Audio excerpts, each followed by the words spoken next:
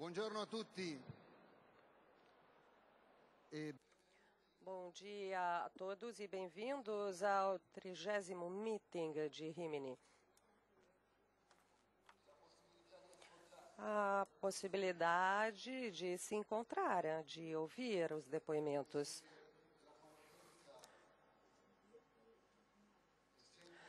E se o conhecimento é sempre um acontecimento, hoje de manhã temos a possibilidade de conhecer e aprofundar o conhecimento. Cleusa está aqui comigo, Marcos, o professor Forloni e o nosso caro Alexandre, que vai nos ajudar com a tradução.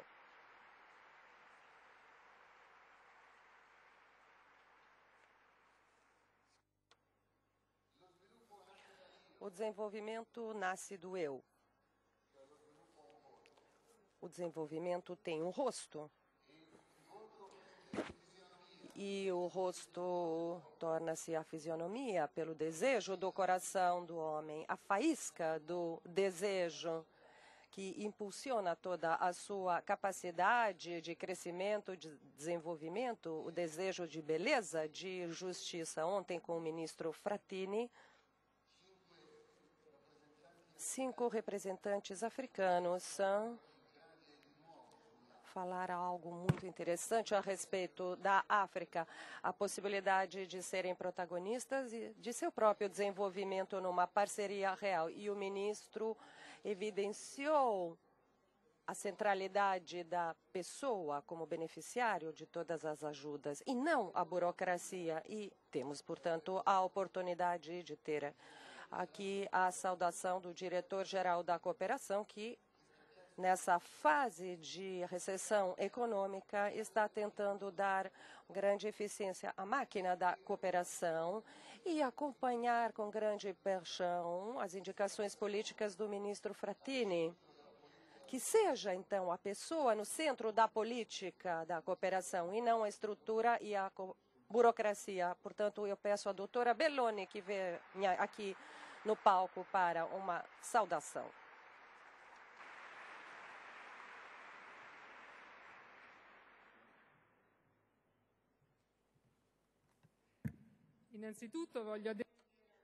Para começar, gostaria de desempenhar o meu papel e trazer aqui a saudação do Ministério das Relações Exteriores, obviamente em nome do ministro Frattini, que esteve aqui conosco ontem e deu, sem dúvida, uma contribuição importante com relação ao debate dos conflitos na África e trazer a saudação também da cooperação italiana, que eu tenho o papel difícil de dirigir e governar.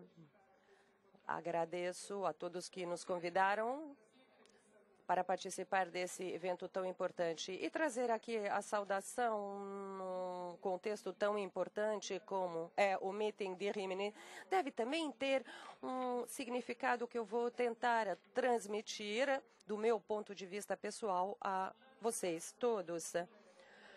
Após de um ano de ter sido nomeada como diretor-geral, eu posso confirmar que aceitei imediatamente o convite que foi feito pela cooperação italiana. O que significa aceitar o convite e fazer o convite para uma instituição como a nossa, para participar desse evento? Eu me questionei a respeito do meu entusiasmo e do entusiasmo dos meus colaboradores com relação à participação deste evento. E alego que é com grande sentido de responsabilidade que nós quisemos participar diretamente, não somente eu pessoalmente, mas também com a presença de um estande que está aqui na entrada.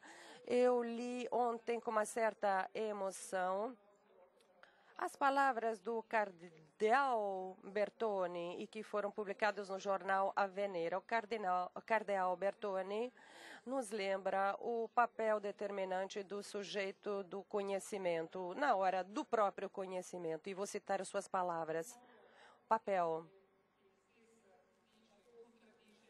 que contradiz os pressupostos do dogma da pura objetividade. Eu me questionei a respeito do significado dessas palavras e eu entendi o entusiasmo da cooperação italiana e da sua participação. Isso é devido ao fato que estamos perfeitamente cientes que, nesse momento histórico, nós, como instituições, tentamos trabalhar com relação a estes aspectos e somos uma das entidades que deve participar para acionar, impulsionar esses projetos todos. Estamos aqui, portanto, para demonstrar que temos algo a dizer, temos muitas coisas a entender e aprofundar. E, como o cardeal Bertone relembrou ontem, estamos perfeitamente cientes que o conhecimento, a verdade, portanto, obter, atingir a meta, o resultado, não pode ser atingido sozinhos, porque, como o cardeal Bertone relembrou, a premissa do dogma da pura objetividade só pode ser atingido quando os sujeitos encontram-se. Eis porque eu faço votos que durante esse encontro possamos demonstrar que a cooperação tem algo a dizer. Gostaria de confirmar que o governo quer continuar a ter a responsabilidade de intervir e trabalhar e atuar nesse setor, mas eu quero estar aqui também como uma pessoa que acompanha os trabalhos, que contribui junto com os outros e não sozinho aquela verdade, aquele conhecimento que todos nós queremos atingir. Os tempos mudaram e seria um erro atualmente, no momento como Alberto relembrou, durante a reestruturação da cooperação italiana, fazer isso sem levar em conta a realidade atual, a realidade que pertence a todos nós. Esses momentos são vários e quando entrei junto com os oradores que vão fazer as suas apresentações nessa sessão de trabalho, eu fiquei muito comovida com a salva de palmas dedicada a Cleusa e Marcos. E para nós é uma razão de participar aprendendo, porque juntos vamos ter que trabalhar na realidade concreta do dia a dia, tentando dar o nosso aporte. Eu não quero dar uma aula de história, mas o desenvolvimento atravessou várias fases e sem querer dizer o que foi bom, o que foi ruim, reconheço, sem dúvida, que houve momentos positivos e momentos mais difíceis e alguns fracassos que devem ser encarados, mas a realidade atual é muito diferente do passado, da era colonialista, onde o chamado terceiro mundo, como era definido naquela época, era uma terra que devia ser explorada. E na era do pós-colonialismo, os governos e os países eram os únicos sujeitos que tinham interesse de manter as esferas de influência nesse mundo onde deveria se manter um certo equilíbrio. Depois do Muro de Berlim, podemos nos questionar a respeito de quem são atualmente as entidades que fazem desenvolvimento. Aldo ontem falou durante o jantar que são muitos as entidades que hoje fazem cooperação. E o nosso grande desafio é juntar tudo aquilo que as várias entidades podem realizar de forma seja possível definir aquela realidade que, independentemente do dogma da realidade, que é aquela criada pela possibilidade de encontros de todos aqueles que trabalham no mundo do desenvolvimento. Portanto, essas entidades são a sociedade civil, o mundo do empresariado, as multinacionais, os destinatários das ajudas e são todas aquelas pessoas que estão interessadas no novo mundo, estão interessados nos problemas dos países em desenvolvimento. Eu que tenho a difícil tarefa de coordenar isso tudo, entendo perfeitamente que é difícil encontrar o ponto de convergência, o ponto em comum, aquele ponto de criar uma rede, um sistema, fazendo com que não sejam dispersados esses recursos fundamentais, essas ideias que vêm das várias entidades, porque antes era somente o governo que atuava nesse sentido, mas hoje os atores que participam desse sistema são muitos e, portanto, é fundamental para mim, pessoalmente, ouvir e entender tudo aquilo que vai acontecer nesses dias de trabalho, principalmente nesses momentos de troca de ideias e das salvas de palmas que eu vi e onde nos corredores onde as ideias são trocadas. Para nós isso é fundamental. E nós criamos a nova cooperação justamente com base nesses parâmetros todos. Tentamos envolver na definição das nossas linhas estratégicas todos os atores que hoje fazem parte desse novo processo de desenvolvimento. No começo fizemos isso de forma empírica, a sociedade civil participou dos nossos trabalhos e o meu convite é de não nos deixar sós e fazer com que nós possamos participar dessas novas ideias e é com essa vontade de ouvir e aprender todas essas novas ideias, pedindo que vocês reconheçam também aquilo que nós podemos dar de bom. Eis que esse é o significado da nossa saudação que eu aqui quis trazer. Muito obrigada.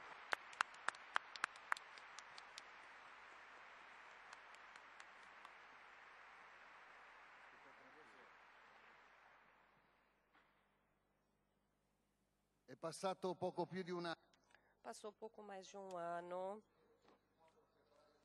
de 24 de fevereiro de 2008, quando Cleusa disse: a chuva que caiu hoje representa as lágrimas de 20 anos de luta para a construção de todo o nosso movimento. Aquele 24 de fevereiro, onde eu tive a sorte de participar, onde Marcos e Cleusa tinham entregue ao movimento nas mãos de Caron e, tendo aproveitado do encontro, tendo se encontrado com o movimento da nossa Comunione e Liberazione, passou mais de um ano e parece muito mais, porque nós aprendemos muitas coisas um dos outros. E agradeço também as palavras da doutora Belloni, Elisabetta, que declarou aqui publicamente de estar aqui para aprender. E nós estamos aqui justamente hoje para aprofundar esses conhecimentos, tentando compreender, pelas palavras da Cleusa e do Marcos, com o professor Giuseppe Folloni, Beppe, para os amigos, que esse gênero humano, que esse encontro que estabelece, que cria a faísca no coração do homem, está mudando, muda a realidade. Tem uma dignidade civil e social. É este o caminho que nós gostaríamos de trilhar juntos através, antes dos depoimentos e depois de um comentário do nosso amigo Beppe. Bom dia, meus amigos. Buongiorno, amici. Muito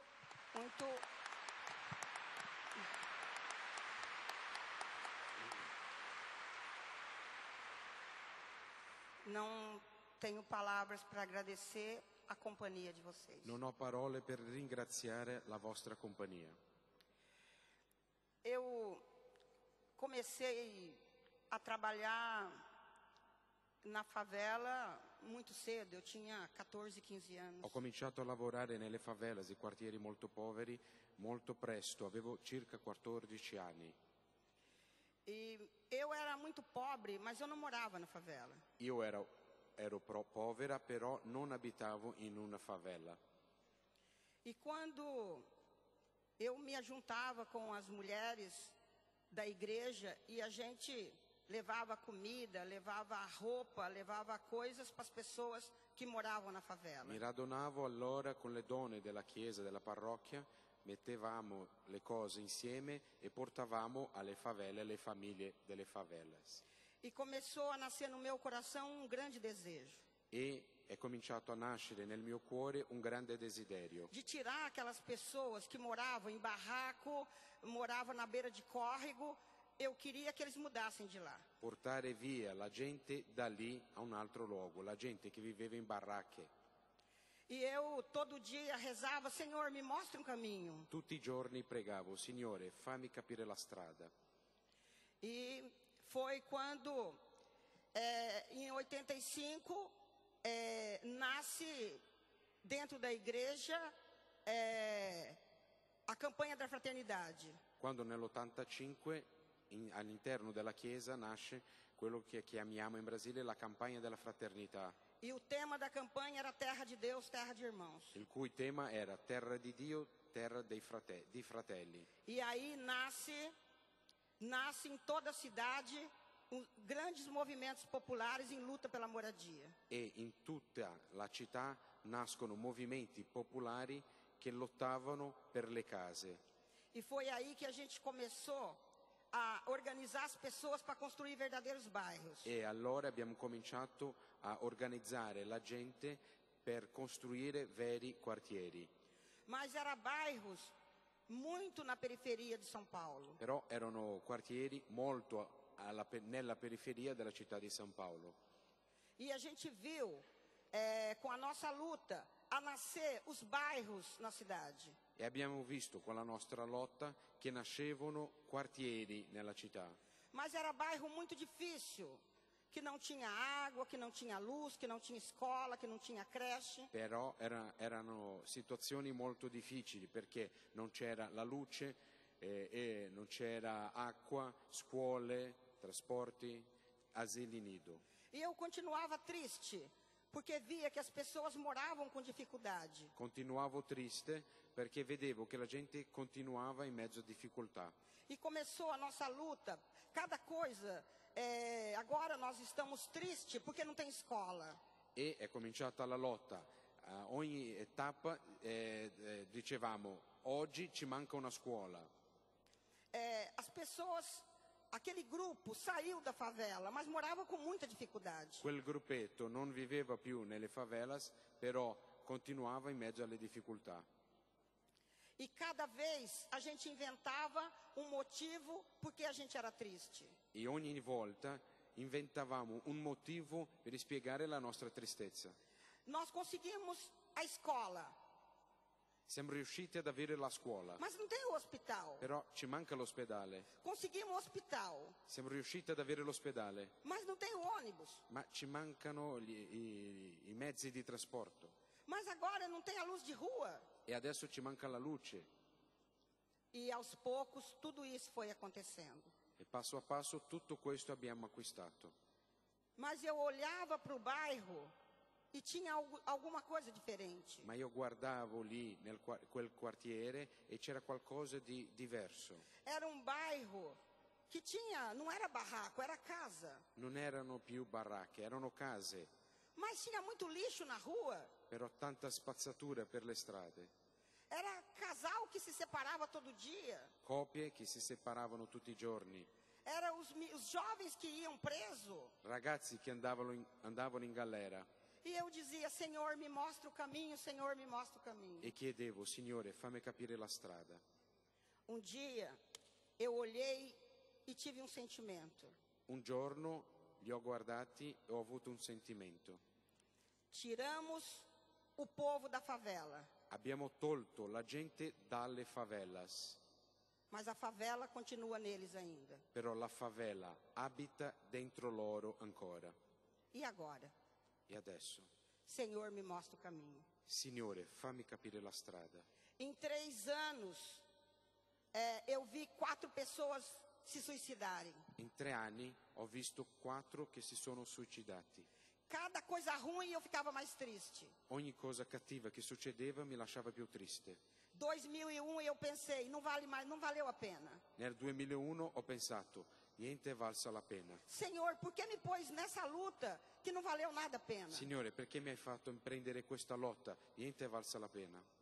E um dia, por acaso, vamos chamar por acaso, E un giorno, per caso, diciamo così, per caso, eu conheci o Dr. Alexandre. ci siamo conosciuti. E eu já queria desistir do movimento, queria desistir da associação. Io volevo desistere della nostra associazione, del nostro movimento. E aí, o doutor sempre me falava para mim, você tem um grande trabalho, eu gostaria muito que você conhecesse os meus amigos. E io dicevo a lei, tu hai un grande lavoro, vorrei tanto che tu conoscesti i miei amici. E sempre ele me convidava para ir em algum lugar. Invitavo lei sempre a andare a un certo luogo, E eu não queria ir. ma non volevo andare. Eu dizia, vai ser mais uma coisa de igreja. Pensavo, sarà come le altre cose della Chiesa. Eu já vou na igreja, já vou na missa. Già vado in chiesa, a messa, Eu tenho uma tradição católica. vengo da una tradizione cattolica. Mas 2003, ele me fez um convite e eu não pude resistir. E nel 2003 ho fatto a lei un invito che lei non ha potuto resistere. Eu fui por ele. È andata per me. Eu não tinha vontade de ir. Non volevo andarci. E era o primeiro encontro da Companhia das Obras. Era il primo incontro della Compagnia delle Opere. E todo mundo falava enrolado, eu não entendia nada. E la gente parlava strano, io non capivo niente. Falei, Senhor, por que me trouxe aqui, meu Deus? O que Ho eu estou fazendo pensato, aqui? Signore, perché mi hai portato qua? Cosa Eu não sono estou venuto a entendendo fare? nada. Non capisco niente.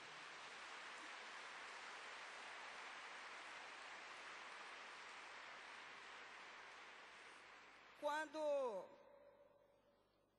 os italianos falam, para mim é muito difícil entender. Quando gli italiani parlano, per me è molto difficile capire. Mas Vittadini falava, é pior ainda. Ma quando Vittadini parla è ancora peggio.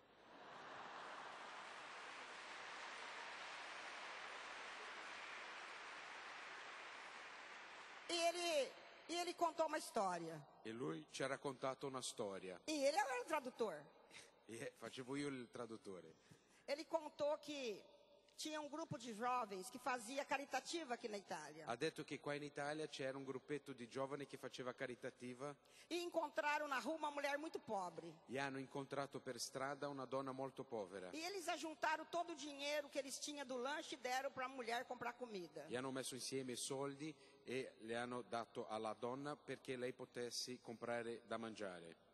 E depois eles vieram falar para o Dom Giussani, aquela mulher comprou batom, comprou perfume, não vou mais ajudar ela. Sono andati a Don Giussani dopo e hanno detto, ma sai quella donna lì con quei soldi ha comprato il rossetto, perfume e non vogliamo più aiutarla. E Dom Giussani disse que quem são vocês para fazer esse juízo? E Don Giussani gli ha risposto, ma chi siete voi per giudicarla così? Pode ser que hoje seja o dia mais feliz, que foi o dia que ela se sentiu mulher. Forse oggi è il giorno più felice della vita di lei, perché si è sentita una donna. Aquela história foi a chave de tudo. Quella storia lì per me è stata la chiave di volta. Porque eu pensava nas mulheres que saíram da favela, mas a favela não saiu delas. Perché pensavo a quelle donne che erano uscite dalle favelas, però le favelas non erano uscite di dentro di loro. E quando eu voltei, eu comecei a pensar isso. E appena tornato ho cominciato a ragionare su questo. E comecei a olhar para essas mulheres diferentes. E ho cominciato a guardare queste donne diversamente. Vamos fazer dentro do centro comunitário cursos. Cominciamo a fare dentro i nostri centri comunitari dei corsi. Curso de cabelo, melhorar ginástica, música. Corsi di parrucchiere, musica. E nós começamos a ver que aquilo mudou a vida delas. E abbiamo cominciato a vedere che questo anche cambiava la vita loro. E aquilo, aí todos os convites que mi convidavam para ir no movimento, eu era a primeira a ir. Allora cominciavano a invitarmi a altri eventi del movimento e io ero la prima a andarci. Eu queria saber tudo sobre o movimento. Volevo sapere tutto sul movimento. E tudo que eu aprendi no movimento, eu colocava dentro da associação. E tutto che imparavo nel movimento, io ponevo in pratica lì nella nostra associazione. Começamos, aquelas mulheres começaram a mudar a vida, começaram a arrumar o cabelo, começaram a aprender a fazer cursos. Quelle donne hanno cominciato a cambiare sia dal punto di vista estetico che anche a partecipare dei corsi. E já começaram a guardar melhor o lixo. E hanno cominciato anche a mettere a parte di forma adeguata la spazzatura. O bairro começou a ficar bonito. Il quartiere è cominciato a cambiare, a diventare più bello. E cada encontro, e cada coisa, e cada pessoa do movimento me ensinava uma coisa e eu botava no E movimento. ogni incontro del movimento che partecipavo mi insegnava qualcosa, io ponevo in pratica. Então, meus amigos, eu consegui, o governo faz muito mais casa do que nós. Il governo fa molte più case di noi. O governo tira muitas pessoas da favela. Il governo porta via tanta gente, moltissime persone fuori dalle favelas. Mas a única coisa que pode mudar uma pessoa Ma l'unica cosa che può cambiare una persona é um olhar que alguém tem para ela. è uno sguardo che uno ha verso di lei. Não tem como mudar uma pessoa se ela não for abraçada. Non è possibile cambiare uno se lui o lei non è abbracciato.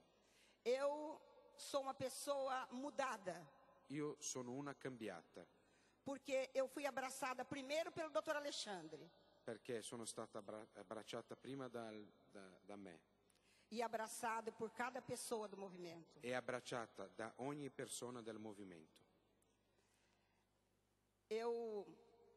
As pessoas sempre me perguntam como é isso, La gente sempre mi domanda, ma com'è questo?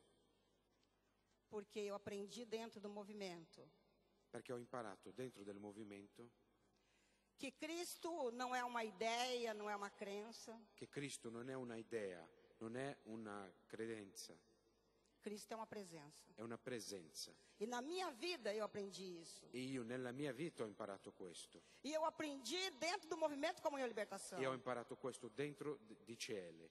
Eu vivi a minha vida toda dentro de uma igreja, dentro de uma tradição. Ho vissuto tutta una vita dentro una chiesa, una tradizione.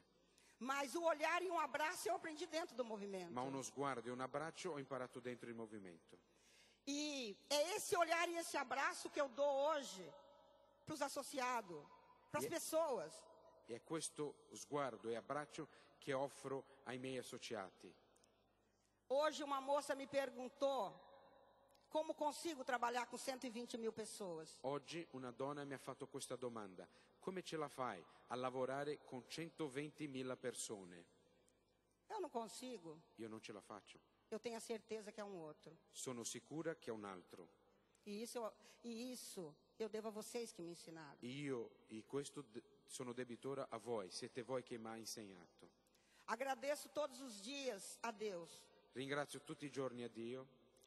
Depois, a cada pessoa de comunhão e libertação que eu encontrei. E dopo a tutte le persone di Ciele che ho incontrato. Porque vocês mudaram minha vida. Perché voi avete cambiato la mia vita. Foi aqui que eu aprendi tudo. È stato qua che ho imparato tutto.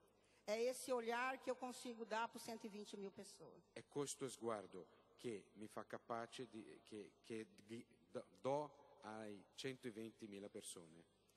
Porque esse olhar tão carinhoso de vocês é que me fortalece. Perché è questo vostro sguardo pieno di tenerezza che mi rende forte. É cada um de vocês que é uma presença de Cristo para mim. Ognuno di voi per me è una presenza di Cristo. Muito obrigado por vocês ter trazido o movimento até aqui para que eu encontrasse. Vi ringrazio tanto a voi che avete portato il movimento fino adesso perché io lo potessi incontrare. Um povo está mudado. Eu estou mudado porque eu encontrei vocês. Un popolo è cambiato. Io sono cambiata perché ho incontrato voi. Encontrei o olhar de cada um de vocês. Ho incontrato lo sguardo di ognuno di voi. Obrigada. Grazie.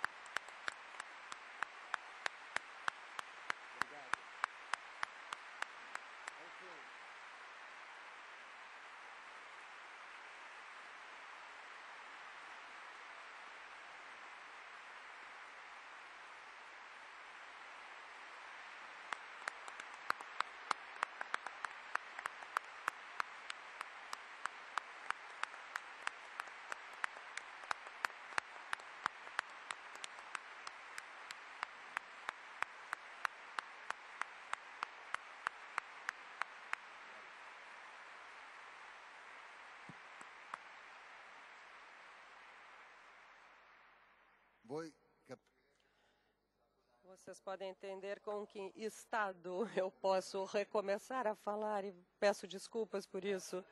Obrigada, Cleusa. Ontem, falando com ela estava muito preocupada porque a tensão de comunicar perante uma expectativa concreta, eu sei que é difícil, mas como sempre você foi maravilhosa.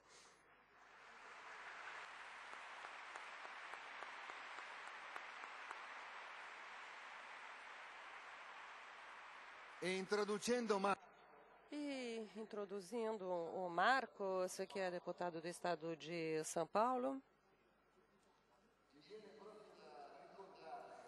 gostaria de relembrar o seguinte: observando o trabalho que eles fazem, essa separação entre o saber e o crer, entre o saber e o conhecer, torna-se um elemento único em seu trabalho, porque o que nós estamos aprendendo e vendo acontece na realidade. Não é um pensamento religioso abstrato. E o depoimento da Cleusa e aquilo que nós vamos ouvir pelo Marcos são realmente o testemunho que essa separação entre saber e crer pode se tornar um elemento único. Queria também começar agradecendo a cada que está aqui. Vorrei cominciare ringraziando ognuno di voi. Porque aqui de cima, olhando todos vocês, eu me dou conta que não importa de que lado do oceano estejamos. Perché di qua, guardando voi, mi rendo conto che non importa da che parte dell'oceano uno sia, mas nós fazemos parte de um mesmo povo. Ma noi apparteniamo allo stesso popolo. Um povo que nasce de um mesmo pai. Un popolo che nasce dallo stesso padre. Que nasce de Dom Giussani. Che nasce da Dom Giussani. Eu estava pensando sobre o tema dessa mesa. Pensavo sul tema di questo incontro. E olhava para a minha própria vida, para a minha própria experiência, porque é só desse jeito que eu sei explicar. E guardavo la mia vita, la mia esperienza, perché è solo così che sono capace di spiegare. E me recordo que quando comecei a fazer um trabalho, ainda jovem, e mi ricordo quando ero giovane e ho cominciato a fare questo lavoro. Comecei a fazer numa favela chamada Favela de Vila Prudente, em São Paulo. Lavoravo in una favela di Villa Prudente nella città di San Paolo. E fazia alfabetização de adultos. Lavoravo con alfabetizzazione di adulti. E como todo jovem pretensioso, eu achava que ia lá para ensinar as pessoas a ler e escrever. E come tutti i giovani, un po' pretenzioso, credevo che andavo lì a insegnare la gente a leggere e scrivere. Mas eu não resisti ao segundo encontro. Però non ho resistito dopo già il secondo incontro. Porque eu me dava conta de que eu tinha muito mais para aprender daquelas pessoas do que para ensinar. Perché ho capito che avevo più da imparare che da insegnare. Eram pessoas que não sabiam ler e escrever, mas que tinham tanta experiência de vida para contar, que viviam de uma forma tão intensa que aquilo me deixava maravilhado. Loro non sapevano leggere né scrivere, però avevano vissuto tante esperienze, avevano tanto da raccontare che quello mi lasciava affascinato. E eu achava, depois de algum tempo, que o que fazia por um ideal. Dopo un tempo ho pensato, faccio questo per un ideale. E eu que pretendia fazer engenharia, por causa de um problema, de uma ação judicial que era movida contra essas famílias e que ia despejá-las, acabei resolvendo fazer direito. Allora volevo fare il corso di ingegneria, ma per un problema legale di una di quelle famiglie lì che dovevano abbandonare la loro casa, ho deciso di iscrivermi nel corso di giurisprudenza. E eu ainda continuava achando que fazia tudo por um ideal. pensavo ancora a quell'epoca che facevo tutto per un grande ideale. Hoje entendo, porque o encontro com Comunhão e Libertação me fez olhar para a minha vida e entender os motivos adequados de cada coisa. Oggi capisco perché l'incontro con Cieli mi ha reso possibile capire i motivi, le ragioni adeguate per ogni cosa. Eu não mudei a trajetória da minha vida porque tinha um ideal. Il percorso della mia vita non è stato cambiato perché avevo un ideale. Foi por causa da Dona Maria José, que todo sábado preparava uma comida muito simples, mas fazia questão de, quando eu ia na favela, me dar o que comer. Ma per l'incontro che ho avuto allora con una donna chiamata Maria José, che tutti i sabati mi preparava qualcosa da mangiare, qualcosa semplice, ma preparava per me. Era com o seu Caetano, que todo sábado e domingo ajudava as pessoas da favela, ajudava na construção do centro comunitário. Ma ho il signor Caetano, che tutti i sabati e domenica aiutava la gente della favelas, aiutava loro a costruirsi le case, il centro comunitario. Com o seu Gonçalo, com o seu Pedro. Il signor Gonçalo, Pedro. Eu fui me dando conta, eu me dou conta hoje que, na verdade, o que mudou minha vida não foi um ideal. Allora, ho capito che quello che ha cambiato la mia vita non è stato un ideale, mas era o rosto concreto de pessoas. ma volti concreti di persone. Pessoas que eu não me dava conta, mas que eram importantes na minha vida e para as quais eu não podia dar as costas. Non mi rendevo conto allora, però erano persone che erano importanti per la mia vita, a cui non potevo girare la spalla. Porque você não pode ajudar as pessoas a realmente crescer, a se desenvolver, se você não se envolve efetivamente com elas. Non puoi aiutare la gente a crescere, a svilupparsi, se tu non ti coinvolgi affettivamente con loro. Você realmente não ajuda o outro a ser ele, se você também não constrói a si mesmo. Tu non aiuta l'altro a essere se stesso, se tu non costruisci te stesso. Há 2 semanas atrás, Padre Aldo disse uma coisa que me marcou muito. 2 settimane fa, Padre Aldo ci ha detto una cosa che mi ha colpito tanto. A maior obra que eu construí foi a construção do meu eu. La opera più grande che ho costruito è stata la opera di costruire me stesso. Meus amigos, se a gente muda o mundo, se a gente faz coisas grandes, bonitas, mas não muda a nós mesmos, não serve de nada. Amici miei, se costruiamo grandi cose, grandi opere, ma non costruiamo noi stessi, non abbiamo fatto niente. E isso eu só entendi nesse encontro. E questo ho capito solo con questo incontro. Nós tivemos agora o privilégio de poder ficar 5 dias praticamente com o Carron. Abbiamo avuto il privilegio, negli ultimi 5 giorni, di restare insieme a Carron. E olhando para Carron, eu fico impressionado. E quando lo guardo mi è impressionante. Porque a cada ano que passa, ele cresce na sua liberdade. Perché ogni anno che passa lui cresce in libertà. E é evidente como ele faz um trabalho pessoal que ajuda a ser cada dia melhor. E è evidente che lui fa un lavoro personale che lo rende ogni volta meglio. Nós tivemos a oportunidade de ir para o Paraguai e conhecer o Padre Aldo em 20 de novembro do ano passado. Il 20 novembre l'anno scorso abbiamo avuto l'opportunità di andare in Paraguay e conoscere l'opera di Padre Aldo. E quem olha para o Padre Aldo e para a sua obra, é impossível que não se comova. E quelli che guardano Padre Aldo e la sua opera è impossibile che non si commuovano. Porque eu não conheci ninguém que dá tanto a vida, que ama tanto como o Padre Aldo. Perché non ho mai conosciuto uno che si dia totalmente e che ami tanto quanto lui. Eu nunca conheci alguém que acredita tanto que eu sou tu que me fazes como o Padre Aldo. Non ho mai incontrato uno che creda così intensamente che io sono un tu che mi fai. Padre Aldo, Carron são para mim testemunhas.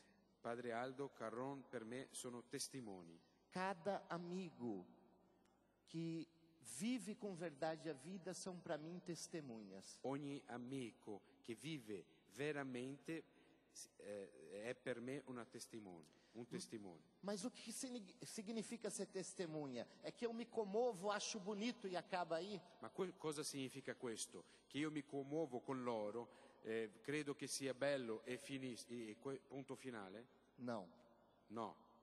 Testemunha significa que eu quero aprender a ser livre como Carron. Testimone significa che io voglio imparare a essere libero come Carron.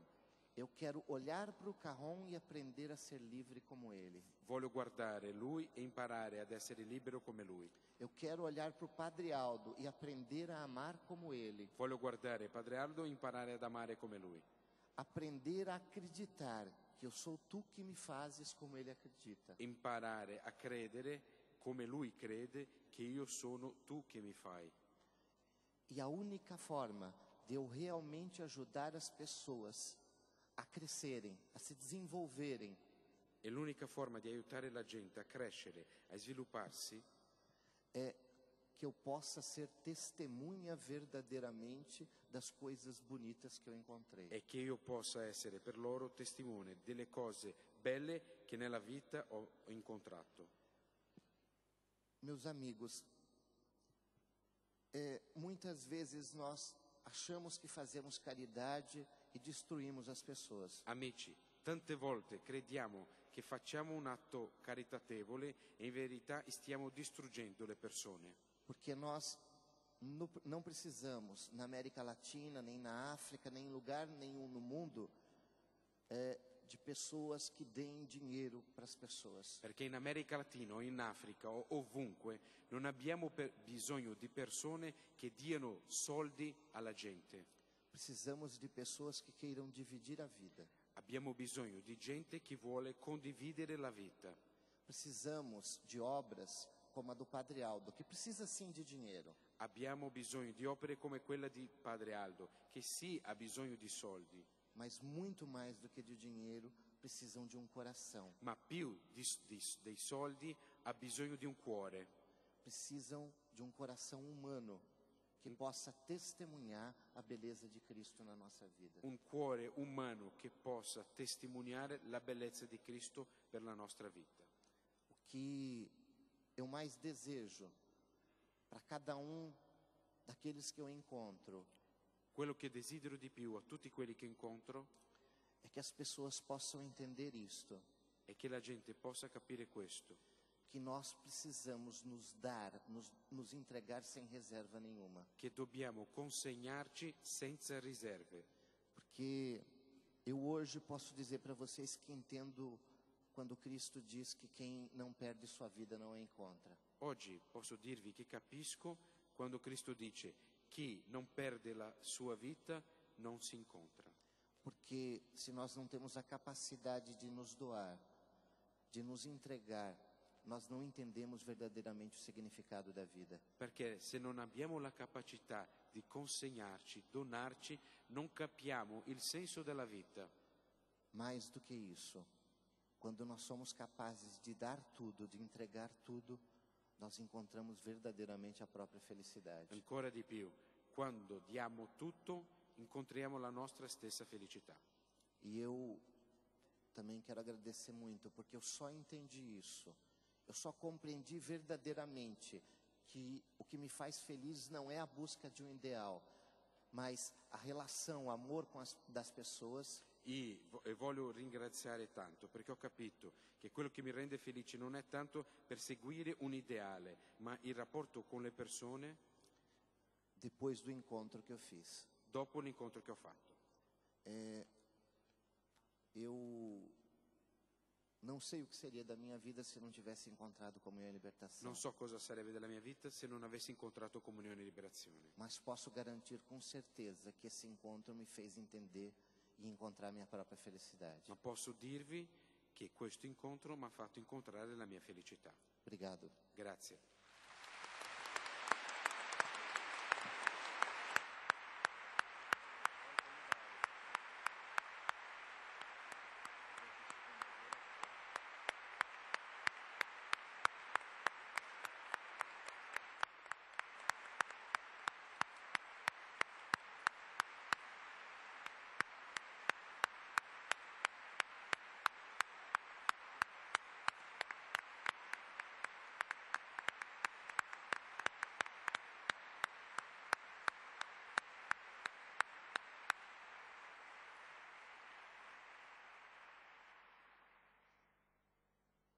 Il poeta O poeta Vinícius, que os amigos brasileiros conhecem muito bem, dizer que a vida é a arte do encontro, embora haja tanto desencontro pela vida.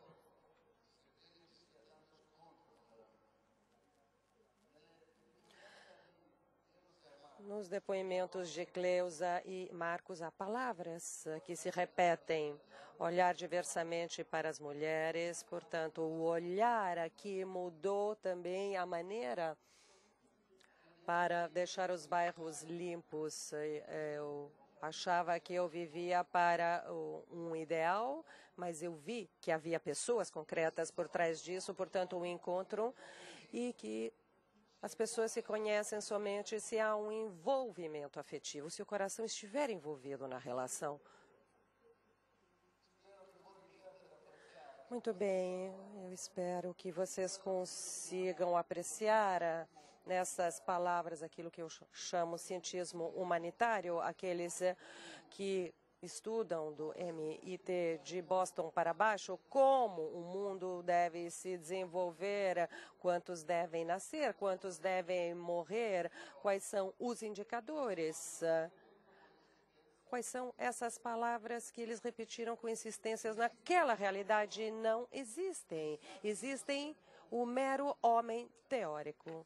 Pensem num gabinete de uma universidade. E o homem que deve se desenvolver de acordo com aquilo que é resolvido pelas pessoas que têm uma barriga muito cheia, tem que entrar nesse esquema. Mas nós queremos levantar o desafio e afirmar que essas palavras que não estão incluídas no vocabulário do chamado cientismo humanitário, são essas as palavras que mudam a realidade. Eis porque agradeço Beppe Foloni, Gabriela, Hilária, Maria Tereza, que numa aventura tão diferente estão tentando desenvolver, junto com a Fundação da Subsidiariedade, uma reflexão crítica e sistemática para captar bons exemplos. Não gosto de dizer a palavra good practices, boas práticas, porque é muito abstrato. O exemplo não é concreto, envolve uma pessoa, é um coração que está envolvido nisso tudo. Eis porque eu gostaria de pedir ao Beppe, como última apresentação, de tentar e entender de que forma, com os pés dentro da terra vermelha brasileira ou africana, temos que ter a cabeça em Washington, em Bruxelas, em Roma, lá onde se tomam as decisões para mudar essa situação, fazer essa batalha cultural. Eu peço desculpas para começar, pois o estilo da minha fala é muito menos envolvente daquilo que foi demonstrado pela Cleusa e por Marcos. Mas no centro daquilo que eu quero afirmar é o seguinte: se não tirarmos a favela do coração das pessoas, não conseguimos fazer nada. Você pode tirar a pessoa da favela física, mas se você não tirar de dentro, não acontece nada. Aquilo que nós acabamos de ouvir é algo realmente maravilhoso. É a compreensão de um método de estar perante a realidade de uma forma completamente diferente. E é muito interessante porque é muito mais verídico, porque entra mais profundamente nas exigências. Eis porque é incrível. E depois de você ter descoberto isso, você acaba por dizer, é natural que seja assim. Então, vamos levantar a primeira questão, que é a seguinte: é maravilhoso porque existem Cleusa e Marcos, porque foi lá que aconteceu. É maravilhoso porque é irrepetível ou pode acontecer de novo? Eis a primeira questão. E se não puder acontecer de novo, só teria o valor de uma coisa bela. Este problema de poder acontecer de novo angustia também as entidades internacionais. O Banco Mundial, por exemplo, a Gabriela colocou uma pergunta a um alto funcionário do Banco Mundial e ele respondeu: para nós, a duplicação é tudo. Se uma coisa não pode ser duplicada, é um bom exemplo, mas fica na gaveta. O que significa, então, isso para o Banco Mundial? Sinteticamente, significa o seguinte: aquilo que aconteceu lá em São Paulo pode ser colocado preto no branco num livro, podemos colocar instruções para o uso, um guia, e distribui-se para todos, e faça isso que terão sucesso. Isso significa poder repetir uma experiência para o Banco Mundial, mas para nós não é assim. Implica o trabalho do homem. Foi o trabalho, as ações concretas que mudaram tudo. E esse não é um problema técnico, é um problema humano extremamente importante. É replicável, humanamente falando, aquilo que aconteceu. É o problema do cristianismo. Cristo está aqui hoje conosco, porque se ele não estiver aqui conosco, é um fato do passado. Eu posso sentir saudades pelo que aconteceu, mas não muda a vida de hoje. Mas ele pode estar hoje aqui conosco. Eis o desafio. Se não for um método, se não for um caminho, um percurso, o que fazemos não serve. Até o Alberto falou isso.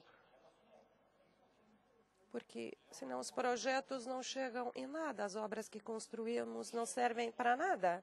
Eu vou tentar responder a este desafio através de várias fases e peço a paciência que me acompanhe. Portanto, se sem uma experiência como aquela ou similar a aquela, não há desenvolvimento. Eu estou acrescentando uma coisa a mais. Portanto, não é somente um caminho, mas é um método. Não é um método, é o método. Não um caminho, mas o caminho para o desenvolvimento, rumo ao desenvolvimento. E essa é a primeira fase.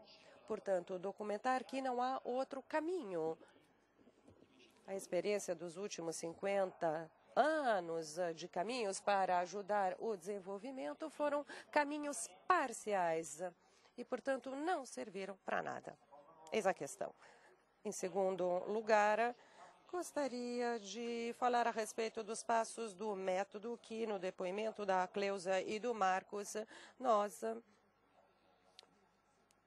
pudemos acompanhar. E na síntese do Alberto. Antes de passar ao resto da minha fala, que é muito interessante, aquilo que nós ouvimos é excepcional, até a Belloni comentou isso. A salva de palmas que nós ouvimos aqui, entendemos, foi o testemunho que algo aconteceu de muito importante. Com relação a Elisabetta, eu tive não somente a primeira salva de palmas, mas as outras todas que vocês fizeram aqui durante a fala dos oradores que estão à mesa. Primeira fase, então. O caminho, as tentativas, as hipóteses de fundar o desenvolvimento, criar o desenvolvimento através de algo que não considera as pessoas, até agora não deram resultados concretos. Por exemplo, hoje, perante a crise, muitas pessoas estão propondo de aumentar as ajudas com alimentos e etc. Essa é uma coisa, obviamente, importante, pois há sempre mais pessoas que atualmente não têm nada para comer, diminuem as exportações, torna-se mais baixa a demanda efetiva, o sistema econômico está em contração, e isso nos países mais pobres tem um impacto imediato mais graves. Eis porque é importante falar de ajudas para as emergências. Mas a questão é a seguinte: para além da necessária resposta à emergência, será que essas políticas de ajuda possam realmente desencadear um desenvolvimento concreto e em que condições? Porque se nós não conseguirmos acionar e impulsionar um desenvolvimento concreto, nós não estamos atendendo à necessidade mais importante. Para usar a palavra que usou o Alberto, aquela faísca que nós chamamos desenvolvimento. O ponto de partida. E para mim, uma definição, a mim muito cara, é pessoas e grupos sociais que terão uma nova relação perante a realidade. Isso acontece aonde e de que forma pode acontecer? Eis a questão básica.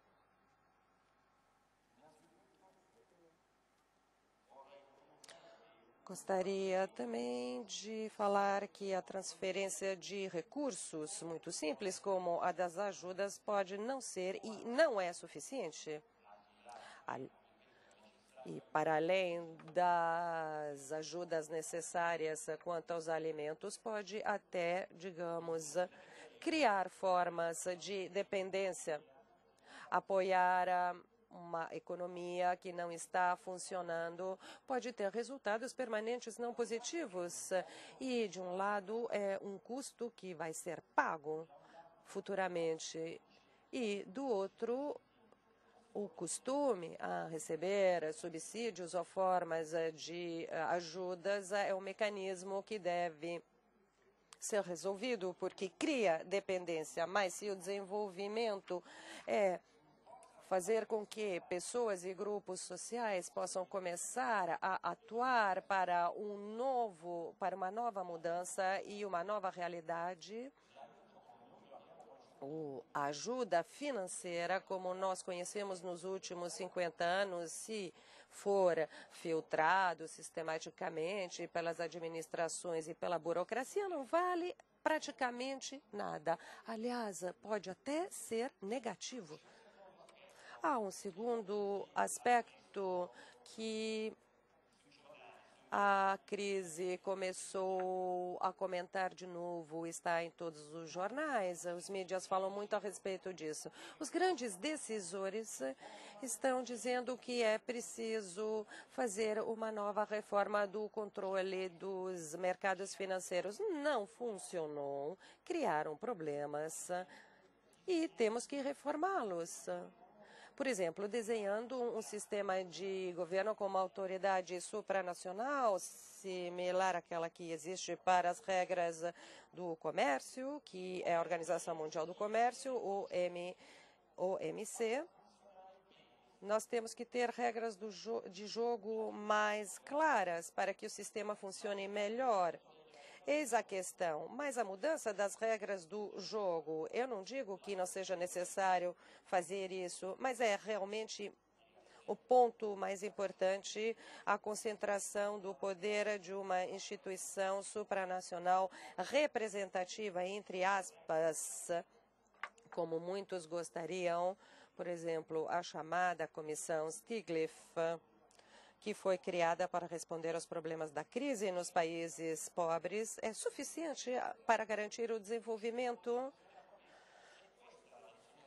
Essa é a lição da história, a história que nós vivemos de longo prazo, como nós nascemos como civilização, como cultura, só nos traz essa lição no 6º século da nossa história.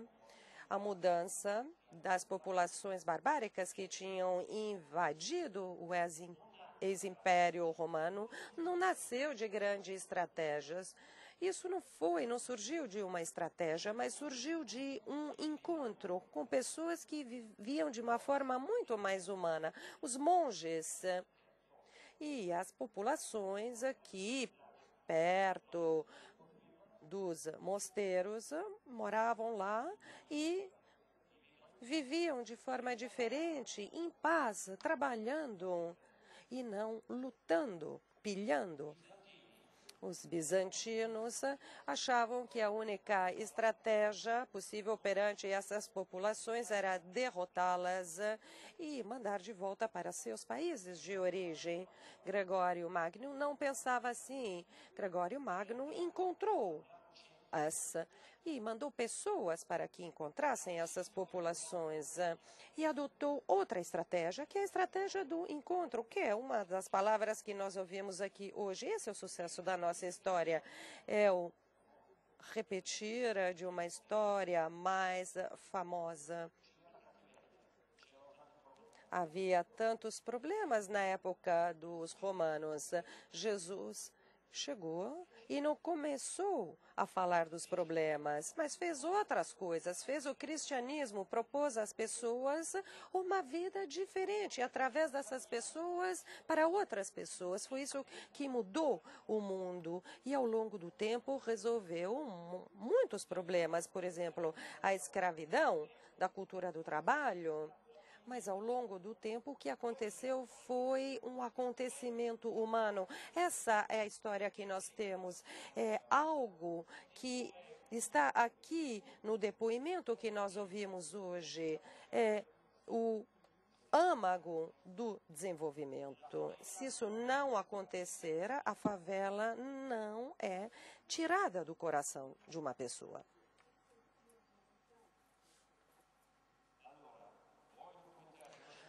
Então, quero documentar rapidamente o seguinte: se a outra hipótese, não essa que eu acabei de mencionar, portanto, damos dinheiro, ajudas, construímos, fazemos coisas concretas, atuamos concretamente, será que isso é suficiente? Em 57, a Costa Dourada se tornou independente e se tornou o Ghana. O presidente Kwame Nkrumah tinha grandes ideias e foi mencionado ontem durante uma reunião do Ministério das Relações Exteriores. Havia muitas hipóteses favoráveis. O Ghana é o maior produtor de cacau do mundo, tinha boas escolas, os ingleses tinham sido muito bons durante a colonização e tinham deixado boas escolas. Havia muitas empresas americanas, inglesas, alemãs que queriam investir no país.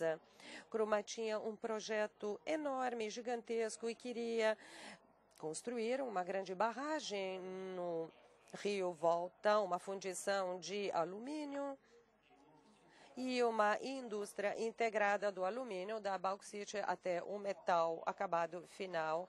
A nova planta teria utilizado a eletricidade que vinha da barragem e a bauxite vinha de minas que tinham sido descobertas naquela época.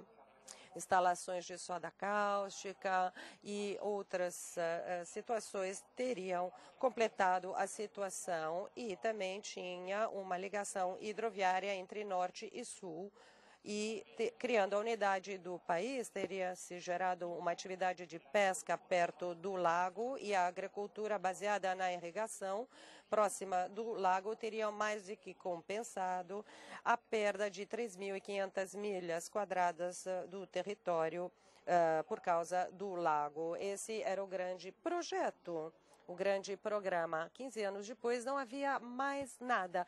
Numa tese de doutorado, um estudante do Ghana demonstrou que não existia mais nada.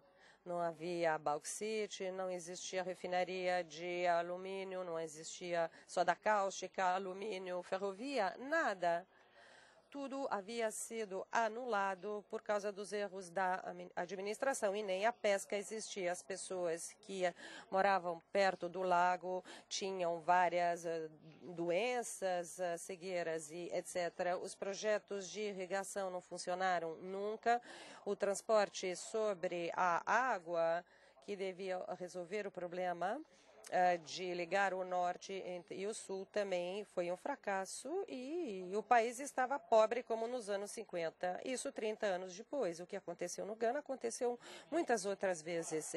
Nos últimos 60 anos, a partir de 1950 até 2007, a quantidade comprensiva das ajudas foi de 2.800 bilhões de dólares, 14, 15 vezes o PIB anual do 2000 de toda a África subsaariana, tirando os países do Magreb e da África do Sul.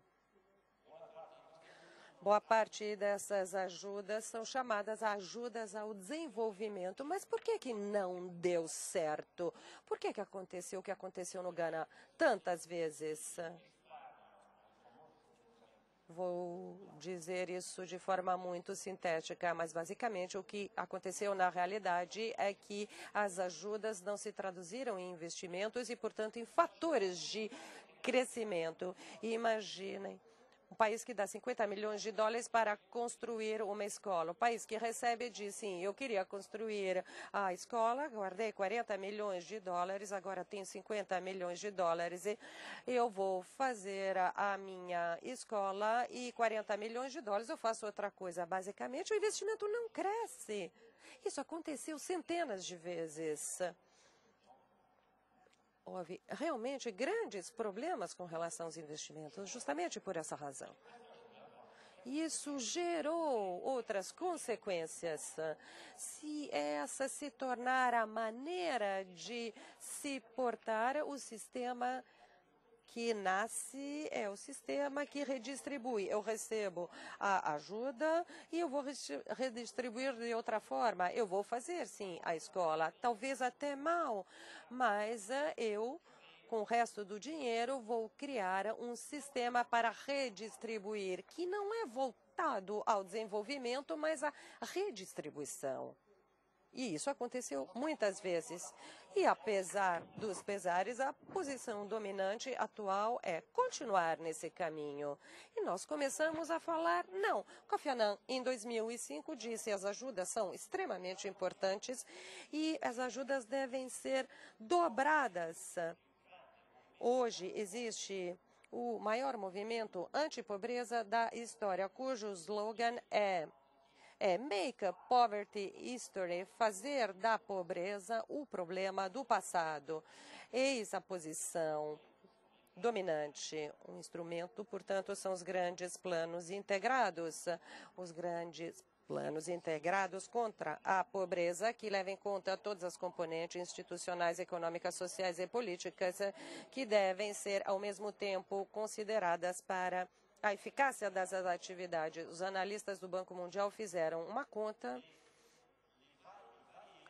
e viram que os vários elementos que, ao mesmo tempo, devem ser considerados, pois os objetivos do milênio sejam desenvolvimento, são 449 condições que vocês deveriam considerar no macroplano. Imaginem só, se cada condição tem a possibilidade de sucesso de 99%, cada uma. E o plano completo tem 0,01% de probabilidade de sucesso, porque se começar a fracassar um desses pontos, ele vai ter consequências sobre os outros e, portanto, não vai dar certo. Ao afirmar isso, eu posso também dizer que nós não estamos sozinhos. Frankl, em 52, um famoso africanista, dizia que os autores da relação das Nações Unidas veem o desenvolvimento econômico como exercício intelectual arquitetônico atuado pelos líderes e governos, mas não. É uma adaptação dos indivíduos que vão surgindo e que podem ser adotados concretamente. Significa que os protagonistas devem ser as próprias pessoas. A favela deve ser tirada do coração das pessoas e são essas pessoas que vão ser os protagonistas. Então, vamos subverter o paradigma dominante. Queremos começar a dizer isso, afirmar isso, que o verdadeiro paradigma é outro. Nós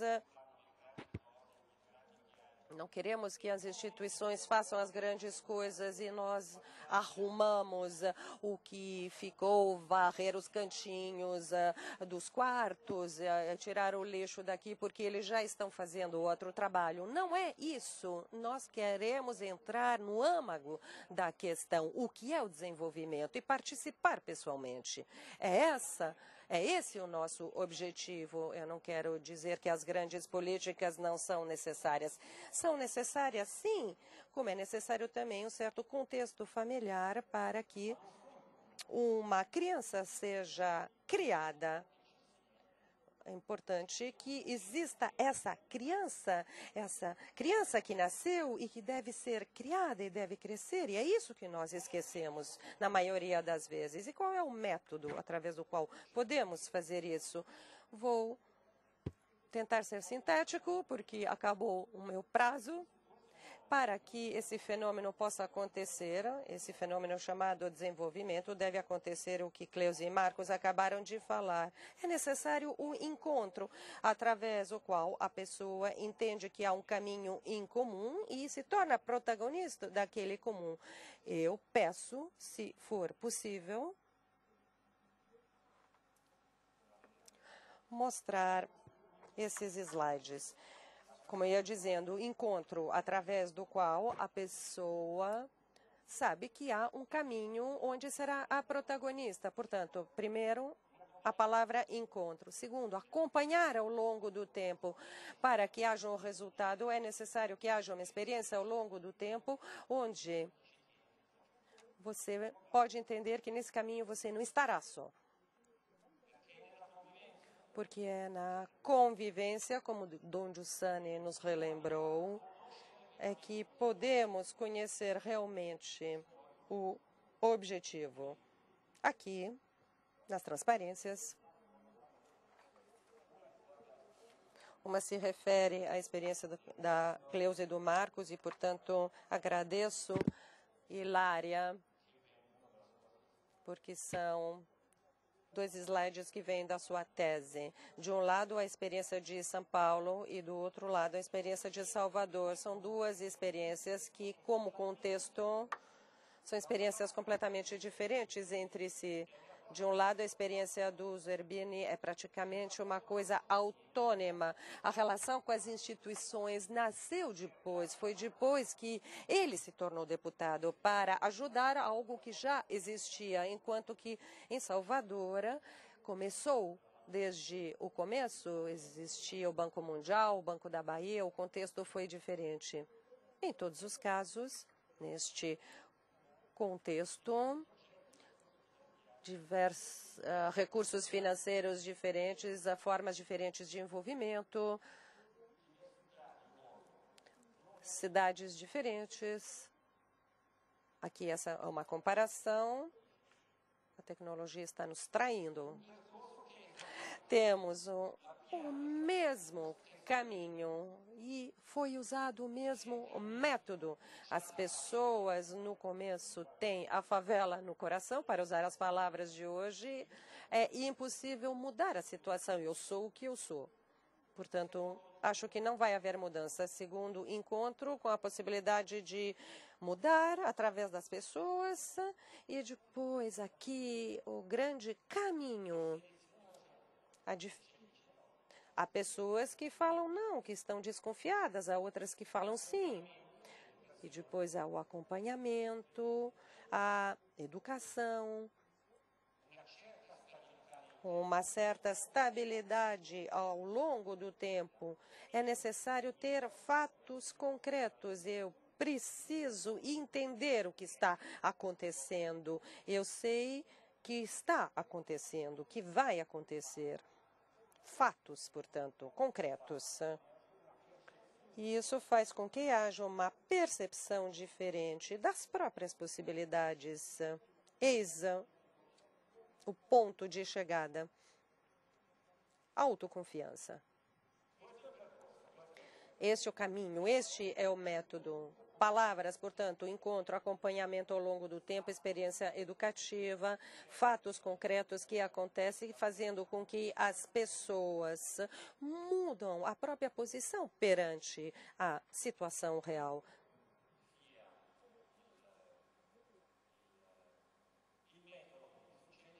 Que este seja o método com o que está acontecendo. Aconteceu porque nós temos um testemunho, aconteceu no Brasil. Eu queria mostrar, mas infelizmente acho que não tenho muito tempo à disposição, queria mostrar também alguns testemunhos, eu só vou citar o título. O ponto de partida não é a constatação de uma necessidade. A lista das necessidades é muito longa. Você resolve um e depois você já tem outro. Você começa de um encontro. Por exemplo, essas são as experiências de Salvadora Paula Tigarini, que está aqui na sala, por sinal, que afirma que as pessoas estão cientes que não podem resolver todos os problemas, mas a coisa importante é estar presente, participar. Aqui o encontro que muda. Eu tenho que ler uma dessas. Mudou tudo, porque quando você está ligado ao passado, você não tem um horizonte. O máximo que você gostaria de se tornar é um polícia para se vingar daquilo que você sofreu, para bater e agredir. E, portanto, partindo de oportunidade como esta, o encontro, a oportunidade de aprender algo de novo, então você está perante um mundo novo. E ali você acaba se identificando com alguma coisa, em alguma coisa, porque ao fazer isso você sai da favela. A favela não está mais dentro do seu coração. A partir dessa situação, você encontra outra e aí você começa a ter autoestima e a dizer, eu consigo, eu posso. Isso é um testemunho de Salvador, mas é outra situação com o mesmo objetivo.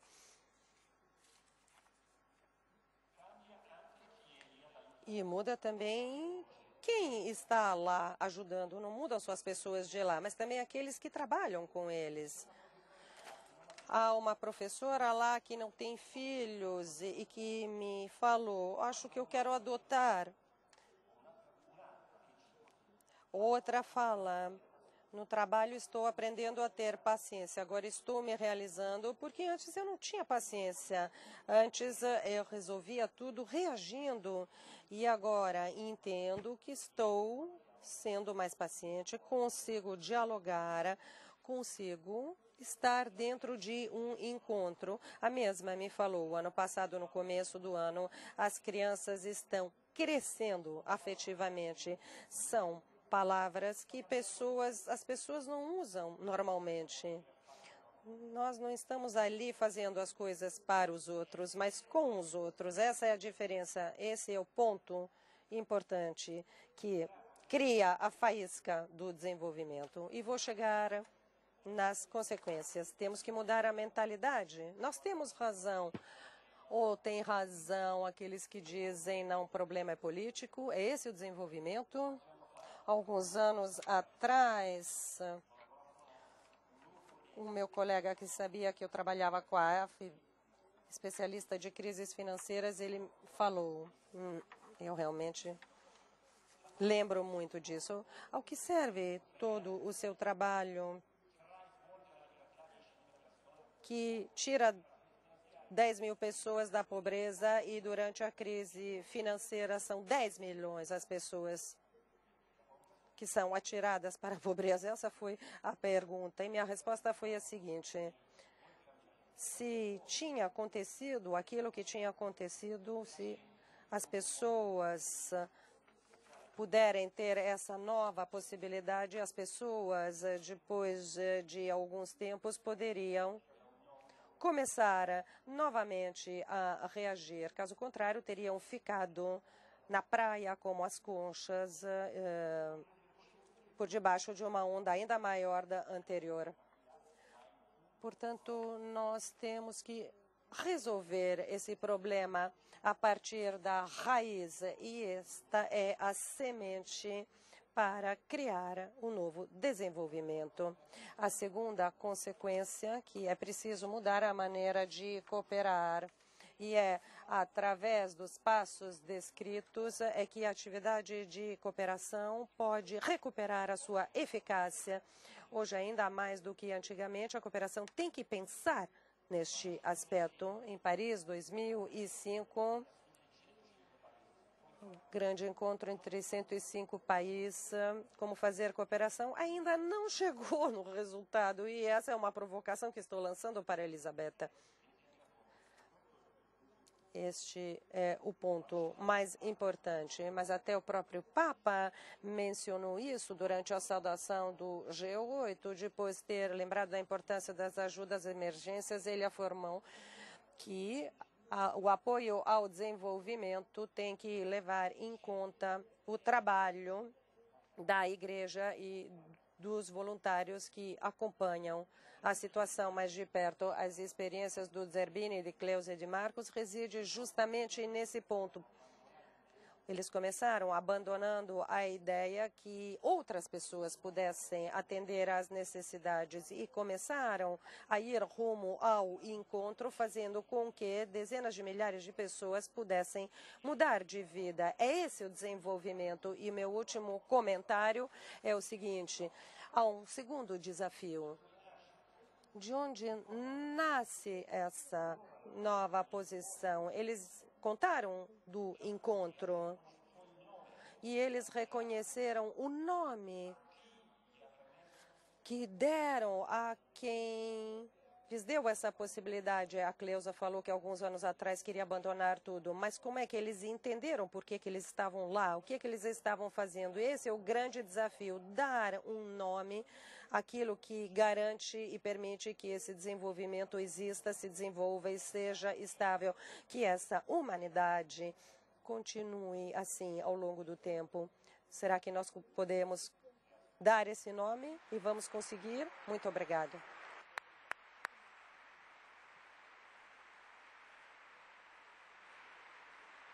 Grazie.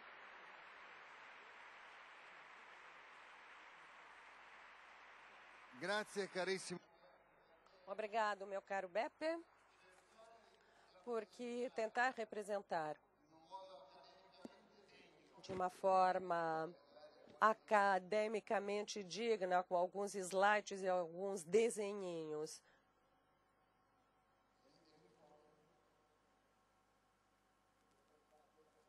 Risponde dopo. Cercare di rendere, como ia dizendo, tentar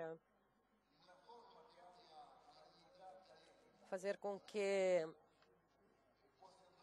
tenha uma forma acadêmica digna, não é fácil, é muito difícil acompanhar esse tipo de apresentação e de palestra, mas nós devemos entender que se nós não quisermos ficar nas jaulas dos bonzinhos que têm um ideal religioso, nós temos que aceitar esse desafio, nós temos que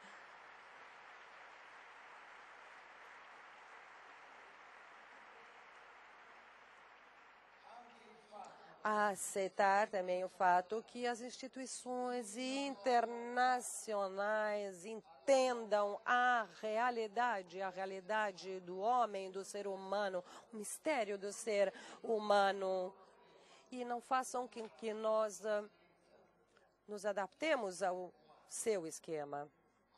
O que caracteriza o ser humano, como Caron nos relembrou, citando o Dom Giussani, este encontro que cria a faísca do desejo, essa propensão ao bem, é a faísca que impulsiona o motor, e todas as ações humanas nascem desse dinamismo do homem.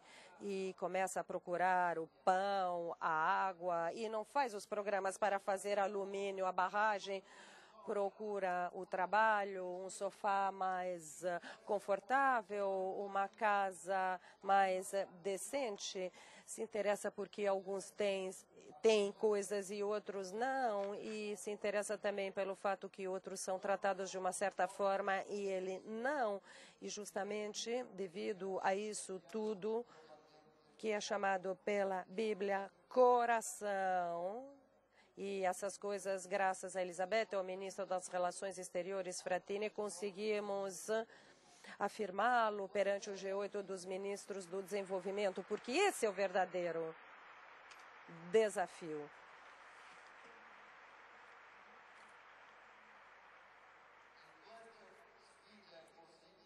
E esse desafio é possível porque vocês existem, porque tem um pai que gerou essa população que está aqui hoje e que dá força às nossas mãos. Muito obrigado.